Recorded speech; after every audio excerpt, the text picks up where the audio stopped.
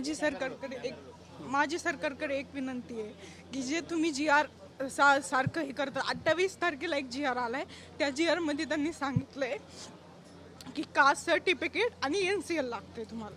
तर नंतर ते पण वेगवेगळ्या पेजवर पाहिजे. नंतर 5 जुलैला एक सर्टिफिकेट येतो, जी आर येतो, त्यात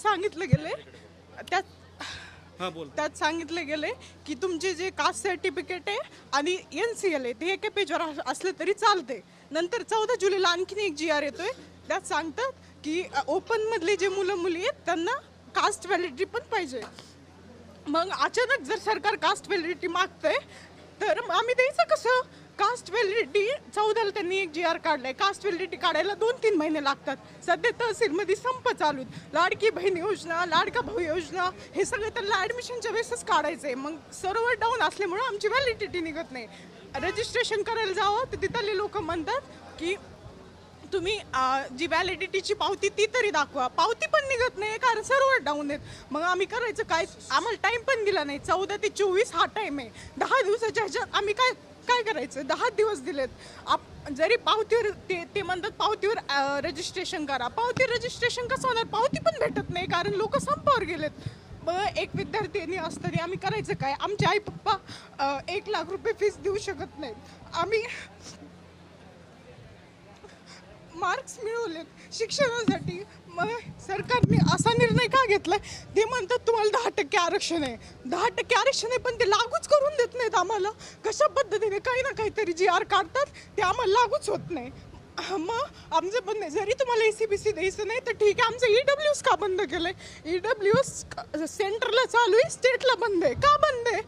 EWS सेंटरला पण स्टेटला पण चालू पाहिजे ना.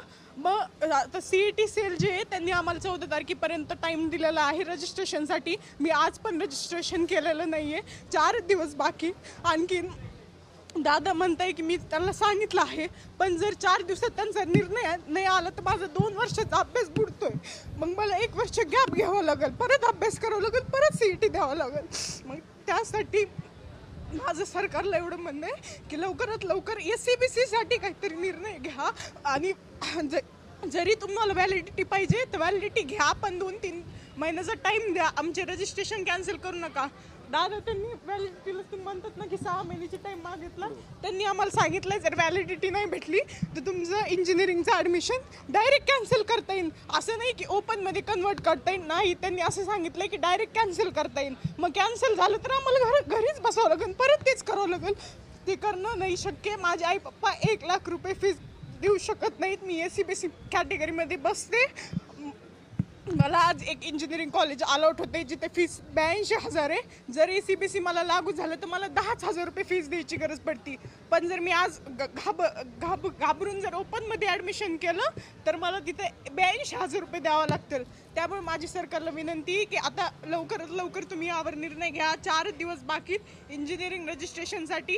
24 लास्ट डेट आहे. FC सेंटरला 25 डेट दिली. आम्हाला डेट वाढवून द्या. व्हॅलिडिटी घ्यायची तर घ्या, पण पावती लवकरात लवकर. आम्हाला पावती पण भेटत नाही. तेसलचे लोक संपावर गेलेत. मग ते संपावर गेले तर आम्ही पावती कशी घ्यायची? तू कुठून आली? तू कधीपासून हा त्रास सहन करते? किती दिवसांपासून एवढं रडते तू? 14 तारखेपासून. कुठून आले ते सगळं जरा सांग. माझं नाव भगवती विष्णू देशमुख आहे. मी मंगरू या गावाचे आहे. माझा तालुका घनसोंगी आहे, जिल्हा जालना आहे. मी आत्ता 12वीची परीक्षा पास झाली. त्यात मला 76.50% MST CET दिलेली आहे. JEE मेन्स दिलेली आहे. त्यात मला 70 मार्क आहेत. मला मार्कवर मला चांगले कॉलेज भेटतात. पण ह्यांच्या ह्या GR जे नवीन काढते त्यासाठी मला खूप त्रास होतोय. आणि माझे घरचे पण म्हणताय की आम्ही 1 लाख रुपये फीस देऊ शकत नाही. तू बघ आता. मग आता तू 1 लाख रुपये देऊ शकत नाही देऊ शकत. मग सरकारला माझं हे म्हणणं आहे की तुम्ही केलंय ना आमच्यासाठी ACBC, तर ते आम्हाला लागू करा. नुसतं म्हणू नका. तिकडून फक्त म्हणतात की तुम्हाला ACBC आहे पण ते लागू करत नाहीत. 2019 साली पण त्यांनी असंच केलं, आता पण ते असंच करताय. आणि परत आम्हाला सांगितलं की मुलींना मोफत शिक्षण आहे. मोफत आहे हे फक्त सांगतात, लागू करत नाहीत. आणखीन पण ॲडमिशन झालेत, BCAचे झालेत, BCA झालेत, त्यांना मोफत दिलेलं नाही त्यांनी. पण इतकं रडायला लागले तू की म्हणजे प्रत्येकाला माझं डोळ्यात पाणी आहे. माझं भविष्याचा सवाल आहे. 4 वर्ष मला इंजिनिअरिंग करायची. आई पप्पा जर नाही म्हटले तर मला घरीच बसवं लागेल.